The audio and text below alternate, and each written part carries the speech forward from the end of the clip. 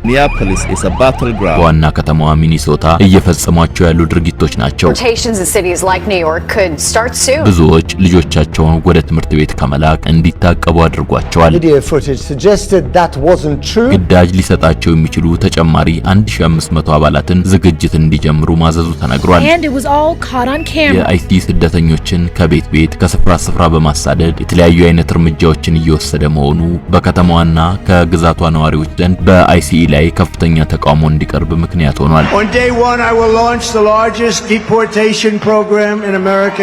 የዶናልድ ትራምፕ መንግስት የተለያዩ የዓለም ክፍሎችን በወረራ ዛቻ፣ በታሪፍ ህጎችና በሌሎችም መንገዶች እያስጨነቀ ባለበት በአሁኑ ወቅት በሀገሩ ስደተኞችን አስመልክቶ እየተገበራቸው ባሉ ህጎች ምክንያት ከህብረተሰቡ ከፍተኛ ተቃውሞን እያስተናገደ ይገኛል።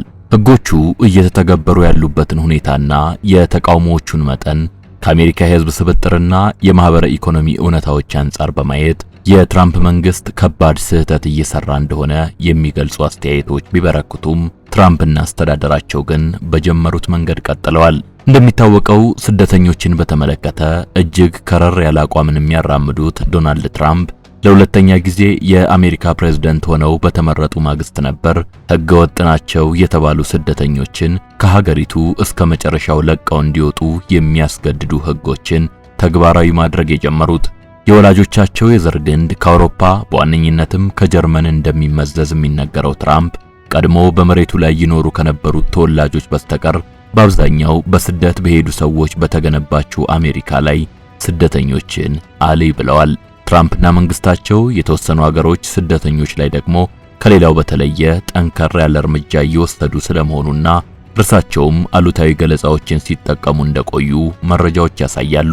ላብነትም በቅርቡ የሶማሊያ ዜጎችን በተመለከተ የተጠቀሙትን አሉታዊ አገላለጽና ከላቲን አሜሪካና ካሪቢያን አካባቢ ካሉ ሀገራት የመጡ ስደተኞች ላይ አስተዳደራቸው እየወሰዳቸው ያሉ ጠንካራ እርምጃዎችን መጥቀስ ይቻላል። ለዳግም ፕሬዝዳንትነት ለመመረጥ ሲፎካከሩ አሜሪካ ትቅደም የሚል መርህ በማንገብ የመራጩን ህዝብ ድምጽ ለማግኘት ሲጥሩ የነበሩት ትራምፕ ሀገራቸውን ቀድሞ ወደ ነበረችበት የሀያልነት ደረጃ መልሶ ከፍ ለማድረግና ያሉትን ኢኮኖሚያዊ፣ ማህበራዊና ፖለቲካዊ ችግሮች ለመፍታት አንዱ መፍትሄ ህገወጥ ስደተኞችን ከሀገራችን ማስወጣት ነው በማለት በስደተኞች ላይ መረርና ከረር ያለ እርምጃ መውሰድ ከጀመሩ ከራርሟል። ለዚህም የተለያዩ አካላትን በማዋቀር ህጎቹን እንዲያስፈጽሙለት በአሜሪካ ግዛቶች ላይ አሰማርተዋል።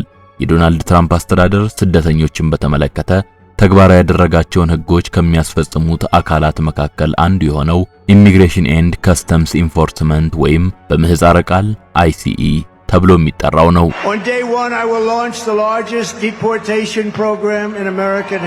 የትራምፕ መንግስት ስደተኞችን በተመለከተ እየወሰዳቸው ያሉ እርምጃዎች ምን ያህል የከረሩ እንደሆኑ ከሚያሳዩት መካከል የዚሁ አይሲኢ ተብሎ የሚጠራው የህግ አስፈጻሚ አካል ሰራተኞች በሚኒያፖሊስ ግዛት በተለይም በዋና ከተማዋ ሚኒሶታ እየፈጸሟቸው ያሉ ድርጊቶች ናቸው። በዚህ ዙሪያ አስተያየታቸውን የሚሰጡ የህግ ባለሙያዎች የትራምፕ መንግስት በስደተኞች ላይ እየወሰዳቸው ላሉ እርምጃዎች አንዳንድ ህጎችና መመሪያዎችን በመለጠጥ ተገቢ ባልሆነ መልኩ እየተጠቀመ ስለመሆኑ ይናገራሉ። በተለይም በውስጥ ተላልፏል የሚባለውና የአይሲኢ አባላት የፍርድ ቤት መጥሪያ ሳይዙ ወደ ግለሰቦች መኖሪያ ቤቶች መግባት እንዲችሉ የሚፈቅደው መመሪያ በስደተኞች ላይ ለሚወሰዱ እርምጃዎች እንደ ሽፋን ሆኖ እያገለገለ ስለመሆኑ መረጃዎች ይጠቁማሉ። ለማንኛውም ባለፉት ጥቂት ቀናት የሙቀት መጠኑ ከ0 በታች እስከ -23 በሚደርስ ሁኔታ በበረዶ ወይም በእንግሊዘኛው አይስ ተሸፍና የቆየችው የሚኒያፖሊስ ግዛቷ ከተማ የሚኒሶታ ነዋሪዎችን በምህጻረ ቃል አይሲኢ ተብሎ የሚጠራው አካል የሚወስዳቸው እርምጃዎች በሐዘንና በጨፈገገ ስሜት እንዲሰነብቱ አድርጓቸዋል። የዚህ የጨፈገገ ስሜት መንስኤ ደግሞ አይሲኢ የሚባለው የትራምፕ አስተዳደር ያሰማራው አካል በከተማ ውስጥ በተለያዩ አካባቢዎች ስደተኞችን እያሳደደ መሆኑና እንደ እስርና አካላዊ ጉዳት ማድረስን የመሳሰሉ እርምጃዎችን እየወሰደ መሆኑ ነው። ከሁሉም በላይ የሚኒሶታ ከተማ ነዋሪዎችን ለተቃውሞ አደባባይ ያዋላቸው ምክንያት ከታሰሩና የተለያዩ አይነት የአካል ጉዳትና እንግልት ከደረሰባቸው በተጨማሪ በአንድ ወር ጊዜ ውስጥ 2 ሰዎች መገደላቸውም ነው። እነዚህ 2 ሰዎች በጾታቸው ወንድና ሴት ሲሆኑ ሁለቱም የ37 ዓመት ዕድሜ ያላቸው የአሜሪካ ዜጎች መሆናቸው ተዘግቧል። ሴቷ ሬኔ ጉድ የምትባል የ3 ልጆች እናት፣ ወንዱ ደግሞ አሌክስ ፕሬቲ የሚባል የጽኑ ህሙማን ነርስ ስለመሆናቸው እንዲሁም ሁለቱም ሰዎች የአይሲኢ አባላት ከሚናገሩት በተቃራኒ ጥቃት ማድረስ በማይችሉበት ሁኔታ በግፍ ስለመገደላቸው መረጃዎች ይጠቁማሉ።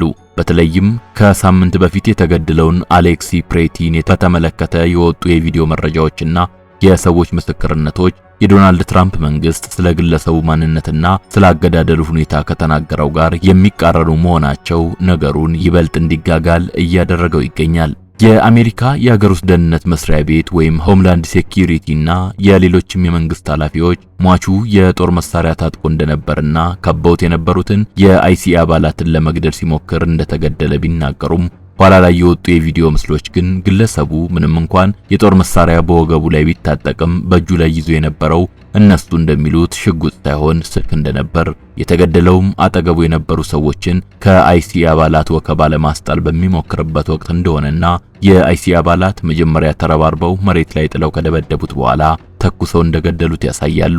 የሟቹ ወላጆችም ስለ ልጃችን እውነቱ ይውጣ በማለት እየጠየቁ ሲሆን በዶናልድ ትራምፕ አስተዳደርና በመንግስቱ የህግ አስፈጻሚ ተቋማት ላይ ከፍተኛ ትችትና ተቃውሞን አሰምተዋል።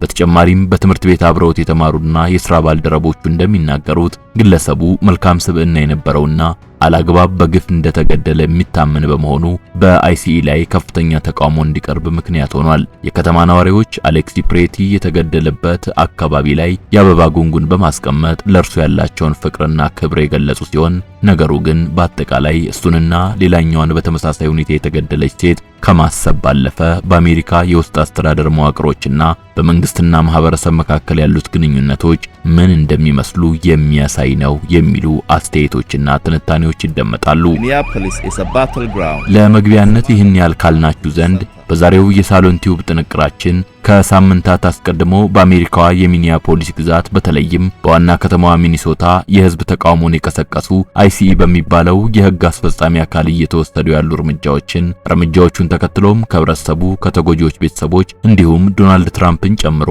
በአሜሪካ መንግስት ባለስልጣናትና በግዛቷና በከተማዋ ባለስልጣኖች በኩል የተሰጡ ምላሾችን የአይሲኢ አባላት በሚኒያፖሊስ ግዛት ላይ በብዛት ተሰማርተው ስደተኞችን እያሳደዱ ያሉበት ሁኔታ ከጀርባው ሌላ ምክንያት ይኖረው ይሆን ወይ የሚሉትንና ተያያዥ ጉዳዮችን ለመቃኘት እንሞክራለን። ጸሐፊው ታምራት መቻል ነው። አብራችሁን ቆዩ።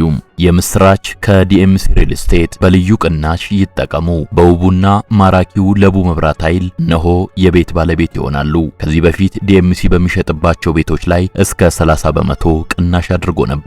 አሁን ደግሞ ለ50 ቤቶች ብቻ ተጨማሪ ቅናሽ ተዘጋጅቷል። ለባለ 3 መኝታ ቤት እስከ 3.6 ሚሊዮን ብር፣ ለባለ 2 መኝታ ደግሞ እስከ 2.8 ሚሊዮን ብር ቅናሽ አድርጓል። ፍላጎቶ ባለ 1 መኝታ ከሆነም እስከ 1.8 ሚሊዮን ብር በሚደርስ ቅናሽ ይገዛሉ። እድል አንድ ናትና ፈጥነው በ0910 21 61 40 ወይም በ0940 92 99 00 ይደውሉ።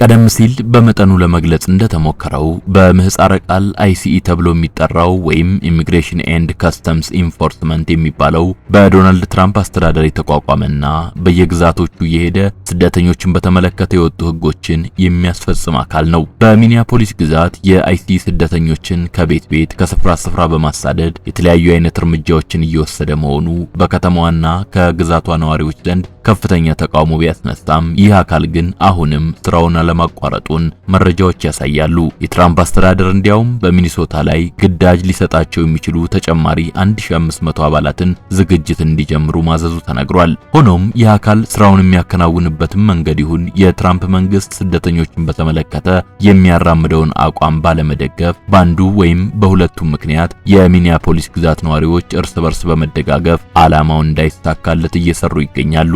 ላብነትም ወደ አንድ አካባቢ ወይም የመኖሪያ መንደር የአይሲኢ አባላት በሚታዩበት ጊዜ መኖራቸውን አይተው ለስደተኞች በመጠቆም እንዲደበቁ ወይም እንዲያመልጡ የመርዳት ስራ የሚሰሩ በጎ ፈቃደኞች አሉ። በማህበራዊ ትስስር ገጻቸው ላይ በሚያካሂዷቸው በሚስጥራዊ ኮድ በተቆለፉ የቡድን የመልእክት ልውውጦች ላይ የአይሲኢ አባላትን የተመለከተ መረጃ እርስ በርስ ይጋራሉ። ዕቃ ለመሸመት ወይም ለስራ ጉዳይ ከቤት ቢወጡ በአይሲኢ አባላት ተይዘን እንታሰራለን በሚል ፍራቻ ከቤት ለመውጣት ላልደፈሩ ስደተኞችና ቤተሰቦቻቸው ምግብና ሌሎችም አስፈላጊ ነገሮችን በእርዳታ መልክ አሰባስቦ በመስጠት ስራ ላይ የተሰማሩ የተሰማሩ በጎ ፈቃደኞችም አሉ። የአስፈጻሚው አካል ሰራተኞች ሌላው ቀርቶ በህፃናት የስደተኞች ልጆች ላይ እስርና የተለያየ አይነት እንግልት ያደርሳሉ የሚለው መረጃ ብዙዎች ልጆቻቸውን ወደ ትምህርት ቤት ከመላክ እንዲታቀቡ አድርጓቸዋል። ከዚህ ጋር በተያያዘ እንዲያውም ከሰሞኑ አንድ የመገናኛ ብዙሃንን ትኩረት በእጅጉ የሳበ ጉዳይ ነበር። ይህም አይሲኢ የ5 ዓመት ህፃንን ጭምር አስሯል የሚለው ነው። ስለዚህ ህፃን መታሰር አስመልክቶ የወጡ መረጃዎች እንደሚጠቁሙት አይሲኢ የህፃኑን አባት እያሳደደ እንደነበርና አባትየውን ለጊዜው ለመያዝና ለማሰር ባይችልም ህፃኑን ግን አስሮት ይገኛል። የተለያዩ የአሜሪካ የመገናኛ ብዙሃን በዚህ ዙሪያ የሰሯቸው ዘገባዎች ሚዛናዊ አይደሉም በማለት በመገናኛ ብዙሃን ላይ ከባድ ነቀፋና ትችት ያሰሙት የአይሲኢ ኃላፊ ማርቆስ ቻርለስ አባትየው ራሱን ለማዳን ሲል ልጁን ጥሎ በመሸሹ ምክንያት ይህ የተባለው ህፃን ከኛ እንዲቆይ ያደረግን እንጂ አላሰርነውም በማለት አስተባብለዋል። የሚኒያፖሊስ ግዛትና የሚኒሶታ ከተማ ነዋሪዎች አይሲኢ በስደተኞችና በአሜሪካ ዜጎችም ላይ ጭምር እያደረሰ ያለውን የመግደል፣ የማሳደድ፣ የማሰር፣ የማንገላታትና ሌላም መሰል ድርጊትን ለመቃወምና በአንጻሩ ለስደተኞች ያላቸውን አጋርነት ለማሳየት እስከ 700 የሚደርሱ በከተማዋ የሚገኙ የንግድ ቤቶች ለቀናት ዝግ ሆነው እንደነበር ዘገባዎች ይጠቁማሉ። የከተማዋ ነዋሪዎች ለአጭር ጊዜ ምናልባትም ለአንድ ቀን ያህል የከተማዋና የግዛቷን ኢኮኖሚያዊ እንቅስቃሴም ሙሉ በሙሉ የማቋረጥ እቅድ እንዳላቸው ተነግሯል። ከአይሲኢ ጋር በተያያዘ ከሰሞኑ በሚኒሶታ የተከሰተ ሌላ ጉዳይም አለ። ይኸውም በአንድ በዚህ ከተማ ውስጥ በሚገኝ ቤተክርስቲያን ውስጥ የተፈጸመው ነገር ነው። ስለ ክስተቱ የወጡ መረጃዎች እንደሚያሳዩት ይህ የቅዱስ ጳውሎስ ሆስፒታል ለወትሮው ሃይማኖታዊ ትምህርትና ሌሎች ስርዓቶችን በሚያስተናግድበት ሰዓት ላይ በድንገት በሰዎች የተቃውሞ ጩኸት ይሞላል። በቤተክርስቲያኑ አዳራሽ የነበሩ ሰዎች ይህን ያደረጉበት ምክንያት በዚያ ቤተክርስቲያን ውስጥ ከሚያገለግሉትና በወቅቱ በስፍራው ከነበሩት መካከል አንዱ የሆነው ፓስተር ወይም መምህር ለአይሲኢ የሚሰራ ነው ብለው በማመናቸው ነበር። እናም በከፍተኛ ድምጽ ፓስተሩ ከቤተ ክርስቲያኑ እንዲወጣ በመጠየቅ አካባቢውን በተቃውሞ ድምጽ ማደበላለቃቸውን ተከትሎ ክስተቱ ከፍተኛ የመገናኛ ብዙሃን ሽፋንና የህዝብ ትኩረትን አገኘ። ነገሩ ምን ያህል ትኩረት እንዳገኘና ምን ያህል ተጽዕኖ እንደነበረው የሚያሳየው ዶናልድ ትራምፕ ወዲያውኑ በግል ማህበራዊ ትስስር ገጻቸው ላይ የሰጡት ጠንከር ያለ ምላሽ ነው። ትራምፕ በቤተ ክርስቲያኗ ውስጥ የነበሩትንና ተቃውሟቸውን ያሰሙትን ሰዎች እስር ቤት መወርወር ወይም ከሀገር እንዲወጡ መደረግ ያለባቸው የግጭት ቆስቋሾች በማለት ነበር የገለጿቸው። ባለፈው አንድ ወር ጊዜ ያህል በሚኒያፖሊስ ግዛትና በዋና ከተማ ሚኒሶታ የተከሰቱ ሁኔታዎች በአሜሪካ መንግስት መዋቅሮችና በተለይም ደግሞ በትራምፕ አስተዳደር ባለስልጣናትና በዚች ከተማ አስተዳደር ኃላፊዎች መካከል የእርስ በርስ ተቃውሞዎች እንዲበረክቱ ምክንያትም ሆነዋል። የሁለቱ ሰዎች መገደል፣ የአንድ ቬንዙዌላዊ በጥይት መቁሰልና ሕፃናትን ጨምሮ የበርካቶች መታሰር ነዋሪዎችን ብቻ ሳይሆን የከተማዋን ከንቲባና የግዛቷን አስተዳዳሪዎች በኃይል ያስቆጣ ድርጊት ነበር። የሚኒሶታ ከተማ ከንቲባ ጃኮብ ፍሬ ሁነቱን በተመለከተ 6 ፊታቸውን በጭንብል የሸፈኑ ሰዎች አንድ የከተማችንን ነዋሪ ተረባርበው ሲደበድቡና ሲቀጠቅጡ ከቆዩ በኋላ በጥይት ሲገድሉ ተመለከትኩኝ። ለመሆኑ ይህ ድርጊት እንዲቆም ምን ያህል ተጨማሪ ከተማዋ ነዋሪዎች፣ ምን ያህል አሜሪካውያን ዜጎች መገደል አለባቸው?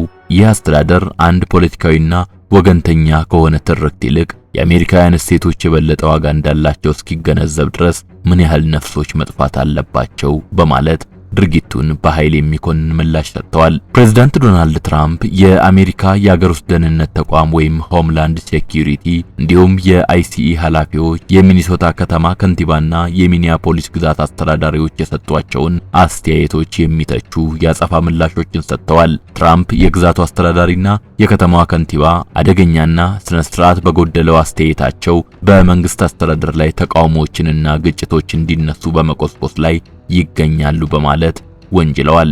የዩናይትድ ስቴትስ የሆምላንድ ሴኩሪቲ ሴክሬታሪ የሆኑት ክሪስቲ ኖኤም በተመሳሳይም የሚኒያፖሊስ ግዛት አስተዳዳሪ ቲም ቫልዝ እና የሚኒሶታ ከተማ ከንቲባ ጃኮብ ፍሬ የሰጧቸውን አስተያየቶች በመተቸት ይልቁንም በጉዳዩ ዙሪያ የተናገሯቸውን ነገሮች መለስ ብለው መገምገም አለባቸው ብለዋል። በማከልም ኃላፊዎቹ በሚሰጡት አስተያየት በሕግ አስፈጻሚ አካላት ላይ የሚደርሱ ተቃውሞዎችን እያበረታቱ ነው በማለት ከሰዋቸዋል። ኃላፊዋ በአይሲኢ አባላት የተገደለውን አሌክስ ፕሪቲን በተመለከተ ከእውነታ የራቀ እንደሆነ በመጥቀስም በርካቶች ሲተቿቸው ተደምጧል። በተመሳሳይ የሚኒያፖሊስ ግዛት አስተዳዳሪ የሆኑት ቲም ቫልዝ የአሜሪካ መንግስት ከፍተኛ ባለስልጣናት የሐሰት የፈጠራ ወሬዎችን መንዛት ቀጥለዋል በማለት የተሰጡትን አስተያየቶች የሚቃወም ምላሽን እንደሰጡ ታውቋል። ቲም ቫልዝ ለዶናልድ ትራምፕ ለግዛቷ ነዋሪዎች ዝቅ ያለ ግምት መስጠቶ በግልጽ ይታያል የሚል መልእክት ማስተላለፋቸውም ተዘግቧል። የትራምፕ አስተዳደር እንደ አይሲኢ እና ሌሎች ተቋማት በስደተኞች ላይ እየወሰዳቸው ያሉ እርምጃዎችን በተመለከተ ከሌሎች አካላት ትችቶች እየቀረቡበትም ይገኛል። በአስተዳደሩ ላይ ትችቶችን እያቀረቡ ካሉት መካከል የሕግ ምሁራንና ባለሙያዎች ይገኙበታል። የፔንሲልቬኒያ ዩኒቨርሲቲ የሕግ ምሁር የሆኑት ክላሪ ፊንከንስቴይን የዶናልድ ትራምፕ መንግስት ማስረጃዎችን ያጠፋል የሚል ክስ እንደሚቀርብበት በመጥቀስ እሳቸውም ይህን በተወሰነ መልኩ እንደሚጋሩት እንዲሁም አንዳንድ ሕጎችን ለጥጦ ለድርጊቱ እንደ ሽፋን እየተጠቀመ መሆኑን ያነሳሉ። የመንግስት አስተዳደርን በመቃወም ሁከትና ግጭት መቀስቀስን በተመለከተ የወጣው ሕግ ለትራምፕ መንግስት ሰፊ ስልጣን የሚሰጥ መሆኑ አሁን እየታየ ላለ ሁኔታ አስተዋጽኦ እንዳደረገም የሕግ ምሁሩ ያነሳሉ።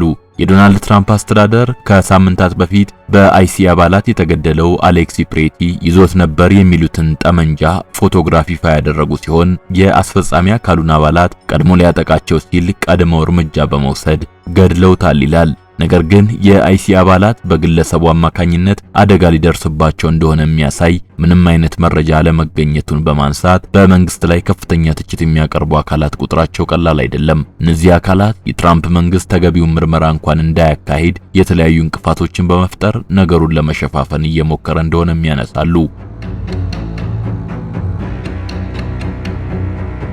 በመንግስት ላይ ከፍተኛ ቅሬታን ከሚያሰሙት መካከል የሟቹ አሌክስ ፕሪቲ ወላጆችም ይገኙበታል።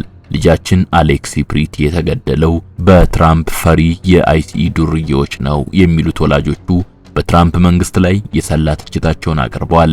ትራምፕ መንግስት ስለ ልጃችን በተመለከተ የተናገራቸው ውሸቶች አጸያፊና ሊወገዙ የሚገባቸው ናቸው። አሌክስ በትራምፕ ፈሪ ነፍሰ ገዳዮች ጥቃት በደረሰበት ወቅት በእጁ ላይ ምንም አይነት የጦር መሳሪያ አልነበረም። በአንድ እጁ ስልኩን ይዞ በሌላኛው እጁ ደግሞ የአይሲኢ አባላት ሲገፏት የነበረችን ሴት ለማዳን ሲሞክር ነበር።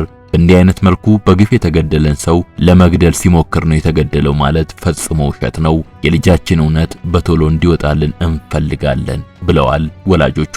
ከክስተቱ በኋላ በቅርብ የወጡ የቪዲዮ ምስሎች የሚያጠናክሩትም የአሌክሲ ፕሪቲ ወላጆችን ሐሳብ ነው። በሌላ በኩል የአይሲኢ ኃላፊው ማርቆስ ቻርለስ እና የአሜሪካ የድንበር ቅኝት አዛዥ ግሬግ ቦቫይን ግን እየወሰዱት ያለው እርምጃ ትክክል እንደሆነ በመግለጽ ላይ ይገኛሉ። ማርቆስ ቻርለስ በዝርዝር የያዝናቸውና የምንፈልጋቸው ሰዎች አሉ፣ ስለዚህ እነሱን በማደን ሂደት ያጋጠመንን ህገወጥ ስደተኛ ግን እናስራለን በማለት ስራቸውን አጠናክረው እንደሚቀጥሉ ገልጸዋል። ሁለቱም ኃላፊዎች በመገናኛ ብዙሃኑ ላይ ቅሬታ ያቀረቡ ሲሆን ህገወጥ ስደተኞች ናቸው በሚሏቸው ግለሰቦች አማካኝነት የተፈጸሙ ግድያዎችን በተመለከተ መገናኛ ብዙሃኑ ሳይዘግቡ የሰሞኑን ክስተትን ግን ከመጠን በላይ አራግበዋል በማለት ተችተዋቸዋል። ዲፓርትመንት ኦፍ ጀስቲስ ወይም ዲኦጄ የሚባለው አካልም በሚኒሶታ የተካሄዱ የተቃውሞ ሰልፎችን በተለይም በከተማዋ የቅዱስ ጳውሎስ ቤተክርስቲያን የተካሄደውን የተቃውሞ እንቅስቃሴ ያስተባበሩ የማህበረሰብ አንቂዎችን እንዳሰረ መረጃዎች ይጠቁማሉ። ሆኖም እንደ ዛኒፓቲን አይነት ከስደተኞች ጋር በተያያዙ የህግ ጉዳዮች ላይ የሚሰሩ ባለሙያዎች ግን በዚህ መንገድ ችግሩን መፍታት እንደማይቻል ያምናሉ። ከቅርብ ጊዜ ወዲህ በሚኒያፖሊስ ግዛትና በዋና ከተማዋ ሚኒሶታ እየተካሄደ ያለው ነገር የስደተኝነት ህግን ከማስፈጸም በላይ የሆነ አሉታዊነቱ የሚያመዝን ድርጊት እንደሆነ በመግለጽ በዚህ አይነት ፍርሃት ውስጥ እየኖርን ልንቀጥል አንችልም ሲሉ ለነገሩ ሁነኛ መፍትሄ እንደሚያስፈልገው ያሰምሩበታል። የትራምፕ መንግስት ለምን በሚኒያፖሊስ ግዛትና በሚኒሶታ ከተማ ላይ የተለየ ትኩረት ሰጠ የሚለውን በከተማዋ ከሚኖሩት ከፍተኛ ቁጥር ያላቸው የሶማሊያ ስደተኞች ጋር የሚያገናኙት በርካቶች ናቸው። ጆርጅ ፍሎይድ የተገደለባት ሚኒሶታ አሁን ደግሞ ዶናልድ ትራምፕን ስለ ሶማሊያውያን በተመለከተ የተናገሩትን ንግግርና በሶማሊያውያንና በሌሎች ሀገሮች ስደተኞች ላይ እየተወሰዱ ያሉ እርምጃዎችን ተከትሎ መታመሷን ቀጥላለች። አንዳንድ ትንታኞች ባለፉት ሳምንታት በሚኒሶታ የታየው ነገር በመንግስት የህግ አስፈጻሚ አካላትና በስደተኞች መካከል የሚደረግ ፈልሚያ ብቻ አይደለም። አንድ ግዛት የሀገሪቱን ፕሬዝዳንት ትዕዛዝ አልቀበልም ማለት ይችላል ወይስ አይችልም? ማህበረሰቦች የፌዴራል መንግስቱን ኃይል መቋቋም ይችላሉ ወይስ አይችሉም? የሚሉት ነገሮች የሚፈተኑበትና በሌሎችም የአሜሪካ ግዛቶች ወደፊት እንደሚከሰት የሚጠበቅ እንደሆነ ይናገራሉ። አበቃን።